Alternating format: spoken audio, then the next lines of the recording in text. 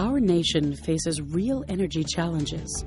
While abundant, alternative energy sources surround us, Lockheed Martin has a broad portfolio of alternative energy generation solutions: solar energy, wave power, ocean thermal energy conversion, and synthetic fuels.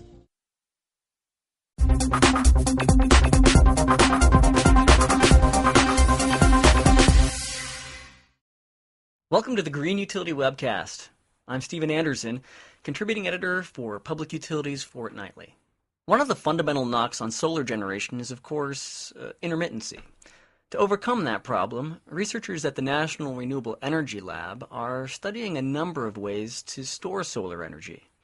Some of them are remarkably simple, like using solar power to pump water uphill during the daytime and then letting it flow back out of reservoirs at night, powering hydro turbines. Other ideas are more high-tech.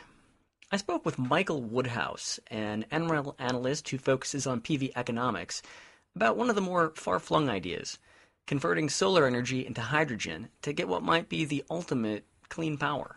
The good thing about hydrogen is that, at least hydrogen produced from water, is that it's a completely reversible process without any pollution involved. You could, in principle, use your PV system to produce hydrogen, store it, and then run a fuel cell for base load power or load leveling. If there was something like a cloud passing by over the PV system, in principle, the fuel cell system could kick in to pick up the slack of the intermittent solar.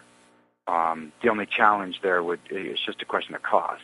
The technology's there, the principle's there, we know how to do it. It's just a question of getting the cost of that to be competitive with other sources. There's a couple ways that you could produce the hydrogen. One is you could just use a PV technology that already exists, that's already ready to be used at full scale, and you could just hook that up to an electrolyzer. The problem there with those electrolyzers is sometimes they're using metals inside of them that are kind of expensive, sometimes things like platinum. The other option is to take the solar cell and immerse it directly into the electrolyte solution and produce hydrogen that way. Basically, it's just a question of finding the right materials that can do it efficiently but are also cheap. In a lot of ways, materials and manufacturing processes are the real crux of PV research.